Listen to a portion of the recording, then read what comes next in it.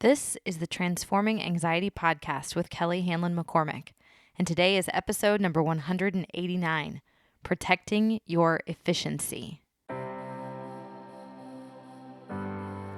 Welcome to Transforming Anxiety. I'm your host, Kelly McCormick. I'm a mom to 2 boys, a wife, friend, daughter, and sister, and I'm a certified life coach, yoga teacher, and soon-to-be mindfulness meditation teacher. I'm no stranger to anxiety, and I'm here to teach you how to manage your mind and your emotions so that you too can transform anxiety into calm, peace, and whatever you want for your life. I'm so glad you're here. Hey there. Welcome in. How are we doing today? I'm like all bundled up recording this for you. I don't know how it is where you are. Those of us in the United States, where I track the weather anyway, like half of us are freezing. It's kind of wild. Fall has fallen. It's here. So if you're in that half that's totally freezing, I hope you're staying warm. I hope you're kind of enjoying it. Maybe having some comfort food or sitting by a fire pit or fireplace. It's all happening, huh? All right, let's get to it. Today I want to talk about protecting your efficiency. And I want to start out by just really making a clear point. This is not a time management life hack kind of episode. This is not at all about getting more done and being more efficient in the sense of going and doing and producing more. Like not even a little bit. That's not what we're talking about today. In fact, it's kind of the opposite of that. I want you to consider the natural resources of you, like you as a person. What are the natural resources that you possess? Like I'm thinking about things like time, energy, willpower, decision-making capacity, emotions. You see, like the earth has natural resources, right? Like water, air, minerals, right? We have natural resources as humans, like time and energy and emotions. So as we explore this idea today, protecting your efficiency, it's not because I'm encouraging you to get more done. It's because I want you to consider protecting your natural resources, like the limited amounts of time, energy, willpower, etc. that you have, like in a day, in your life, and how to use those in the ways that you want. Because I hear a lot from my students that they're rushing around all the time, that they feel chronically busy and overwhelmed, that there isn't enough time or energy left in the day for themselves. And I hear this from potential students even, like people who have just signed up for a short course or just did a consult call with me. It's like they start to engage in a mindfulness practice. They start to engage with some thought work, and then they back way off because they get the idea that they can't put their personal natural resources towards taking care of themselves. So that's what we're going to explore today about protecting your efficiency, protecting those natural resources. So here's the basic theme or question or like underlying challenge of today's episode. Where are you putting your efficiency? Which that's like a really big, maybe too much right out of the gate sort of question. So, okay, let's slow down again. Let's back up. Let's talk about being efficient first. Let me give you a practical example, and then we're going to translate that over to our thoughts and feelings and energy and actions and emotions and all that. All right, so some of you know that I love to hike. I love to do yoga, and I do them both vigorously. You definitely don't need to do it this way. There are 1,000 ways to practice yoga and go for a hike, but given my obnoxious personality and my tendencies, my natural makeup is to make both of these things into kind of extreme sports. So when I was out hiking in Colorado this last time, So I'm at high altitude, and I live in Kansas City, which, landlocked though it is basically actually sea level elevation wise. So I take my sea level self out to Colorado and hike up to like 14,000 feet, which is something. And it occurred to me the last time I was out there on the mountain, feeling totally taxed for breath and tired because it was a huge hike, that I didn't actually know how to be an efficient hiker. Like, I've seen this at the climbing gym. If you've ever watched a rock climber who totally knows what they're doing, it's almost just like gravity doesn't get to them. They just kind of scamper up the wall or the mountain or whatever. Well, I was taking yet another break on the mountain, and I was thinking, I don't really have any training in doing this well. Like, I've trained in the sense that I've physically done a lot of walking and rucking and some conditioning. But as for actually being a smart hiker, like one who funnels her energy towards the hike in a really intentional way, no, I don't know that stuff. I don't have that training. So this was just interesting for me to see and to become aware of, to realize that what I was doing, I could be more efficient with.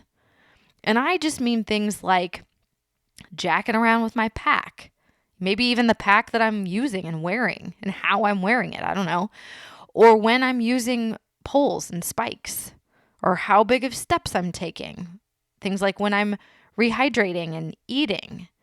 Surely there's some method to the madness. I just don't really understand the method, right? So obviously, of course, there's something I could surely learn there, and I could become a more efficient hiker. Someone who's more careful with my energy so that I don't deplete myself doing silly or unnecessary things, right? You see what I'm saying? So this brings us back to that question, where are you putting your efficiency? Are you proverbially hiking up a mountain and wasting precious power and effort and just splaying your energy all over the place? Because when I think about our inner worlds, that inner landscape of thoughts and feelings, all of the internal weather systems driving our actions and behaviors and words, it's kind of fascinating to consider, am I being efficient? Like, let's start with our thoughts. Your mind is going to tell you all kinds of wild things. It's going to offer you judgmental thoughts and planning thoughts and some pictures and images, and then maybe a story about something that happened yesterday, which is right on the heels of a future wish or a goal that you want for yourself. Like, it's all coming fast and furious, right? The chatter in your mind, all those thoughts. And I want you to consider how your mind is operating, how your unmanaged mind thinks, and what grabs your attention, and ask, is this efficient? Meaning, again, not am I getting things done and am I organized and productive enough? Not that. But much more importantly, am I spending my conscious effort and awareness on what I want for myself? What brings me closer to who I want to be in the world? Or am I handing over the controls to my brain, like that most precious of my natural resources, to just its own whims and fancies, not even trying to focus it in on what's important, what's valuable to me, what's meaningful in my life? I think about all the things we give energy to that we don't want. Headlines we hate. Gossip about people we are not interested in. Habits like over drinking or overeating or shopping that we want to quit. And we put so much mental energy there. Our thoughts are there a lot. Like, okay, here's an example. A client of mine is struggling with stuff at work, and she goes to work every day, and then she comes home, and guess what? She complains about work to her husband for half the evening every evening, which is basically like her leaving work, going home, picking her husband up, and then going back to work, right? Like, mentally, her thoughts, they're still at work. She's not happy at work. She's not loving her job. And so what she winds up spending more time there because she takes a couple hours every evening to give her partner a play-by-play of how the day went down. This is kind of wild. Or here's another one. I hear from a lot of clients how they feel completely addicted to some form or another of social media. Something on their phones just has them coming back for more and more and more. Like political headlines on Twitter, ridiculous memes on Instagram. Maybe there's highlight reels from frenemies from decades ago in high school on Facebook. Pick your poison, right? And it's like, if I asked you, hey, do you want to spend your time, like the precious few hours that you have every day, going down a rabbit hole of something stupid an old president said, or something that the girl that you sat next to in science 30 years ago had for dinner last night? I'm guessing you'd say no, that you'd rather spend your time with your kids or your pets or doing some activity you love, or heck, just enjoying some time on the couch, cuddled up in front of the fireplace, watching something hilarious with your family. Great. So why again are you spending your natural resources, your time and attention and energy and efforts with past presidents and the girl from science 30 years ago? Like, what? This is what I mean by efficiency. It's not about being more productive. It's about doing and focusing and spending your life how you want. Being efficient in the way that matters to you. Being efficient being you. So let's think about feeling states, emotions, those inner weather systems of the felt sense, how you're feeling on a regular basis. Now, I'm not of the school of thought that 100% of your emotions come from how you're thinking. I think that's true to an extent, maybe, 80% of the way. Most of your feelings are coming from how you're thinking. And if you accept that that's true, then there's a question of efficiency with your emotions too. Sometimes people say, I'm anxious, or I'm mad, or I'm bummed, like they're just reporting the news. Sure, sometimes you feel those feelings, but if you notice that you're usually feeling one of those feelings, do something about it.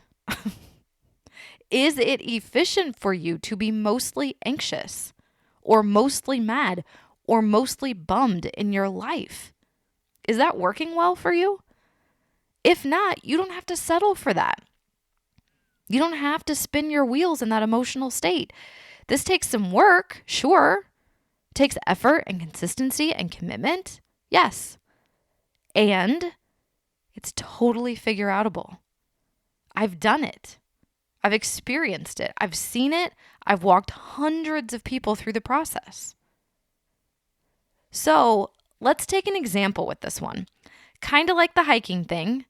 When I realized that there were probably more efficient ways I could pack and hike and do pretty much any and everything I was doing on the mountain in order to conserve my energy and really have a great time out there.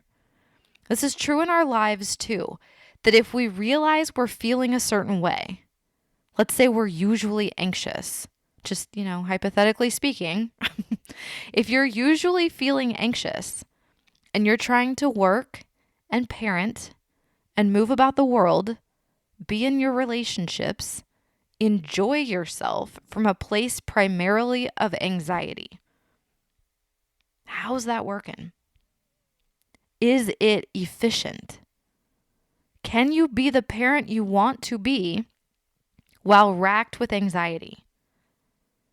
Can you do your work or be in your relationships as the best version of yourself when you're constantly feeling anxious? Is it working for you? Do you enjoy your life when you're feeling mostly anxious? Because here's my hunch. I'm guessing you're trying to shove yourself, feeling all anxious or mad or bummed or whatever, into a very, a way that looks patient. a way that looks professional or fun, calm, like you've got it together, whatever, right? You're trying to be something that you aren't feeling. Because if you're almost chronically feeling anxious and you're trying to be and act and say things other than what anxiety fuels, it's highly, highly inefficient. So let's consider what protecting your efficiency would look like. If you're seeing some places where your thoughts and feelings are inefficient, again, not meaning that you're not getting things done. It's not about being productive. But you're seeing that how you're thinking or how you're feeling isn't really the best fuel for you, that it's not leading you to be the person you want to be.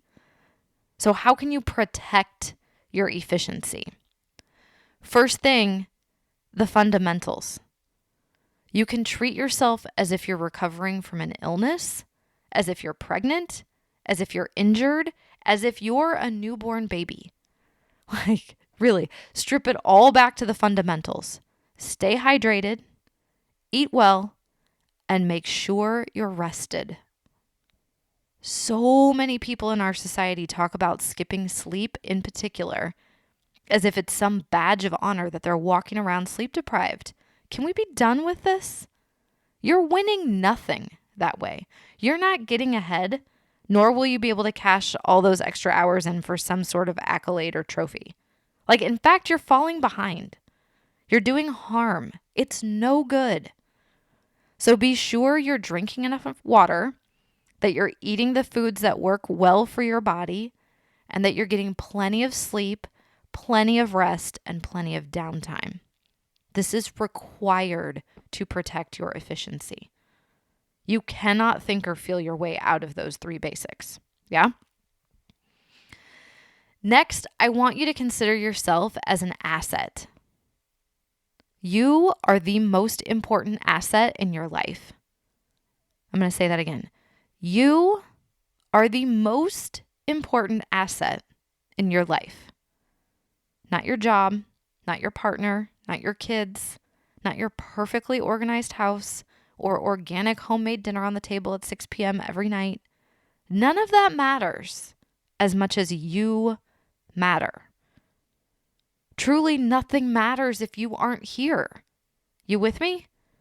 You must protect yourself, your energy, your time, your life, as if it is the most important asset in your life, because it is. It doesn't matter what other people think. It doesn't matter if other people are upset or inconvenienced. It doesn't matter if the work project is late. It doesn't matter if you have popcorn for dinner. Seriously, none of it matters. You matter. You first. Always. Protect the asset. If you go down, it all goes down anyway. You have to protect yourself and support yourself and take care of yourself. And then, lastly, do the work, whatever that looks like for you. And I mean things like exercising every day, cleaning up your mind, letting yourself feel your feelings, uncomfortable and otherwise, being willing to have hard conversations, easy conversations, right? All of the connection, sitting with your emotions and your experiences, advocating for yourself, speaking up for what's important to you. Do the work. Protect your efficiency. If you're spending your hours, your days, your life running around taking care of everyone around you, their wants, their feelings, their opinions, and trying to micromanage the hell out of the external world, you're missing it. You're not being efficient with yourself even a little bit. And again, this isn't about getting stuff done and being productive. It's about being yourself, allowing yourself to want what you want, to live how you want. It's about finding your most fulfilling, satisfying, and grounded life and being with that. Protect your efficiency. I feel like we could talk about this one for a while. Your efficiency, protecting yourself, taking care of and supporting yourself. So, probably more on this. But for now, I want you to really consider what you're giving your internal airtime over to. Your thoughts, your feelings, what consumes your headspace and your internal weather systems? Is it for you? Is it working? If not, what could you do differently? What needs to be cleaned up, understood, let go of? Actually, that's a biggie, a really biggie. This whole thing is basically a project in letting go. Protecting your efficiency in a real way most likely means fully letting go of a lot of stuff you've been holding on to, that you've deemed important, maybe that you've made super meaningful. Let go, let go, let go. If there is a person, place, or thing that's got a lot of free real estate in you and you don't want that thing, oh my goodness, let go. Why hang on? It's no good. Let go. Protect your efficiency. Don't get more done.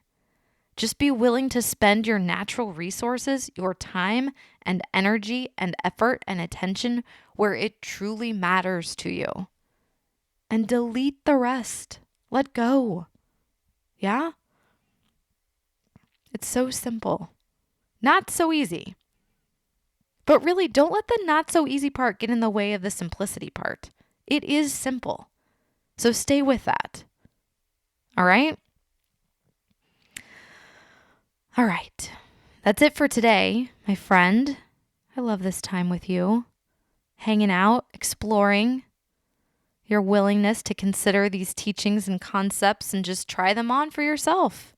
See how it feels. See how it goes in your life. So I will see you again at the same time, same place next week for more transforming anxiety. And until then, please take care. Do you have someone to help you with your stress, anxiety, worry, and overwhelm? If not, I would love to be your coach.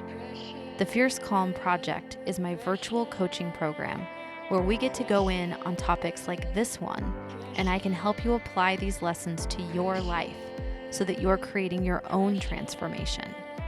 We do live coaching calls, guided meditations, on-demand yoga classes.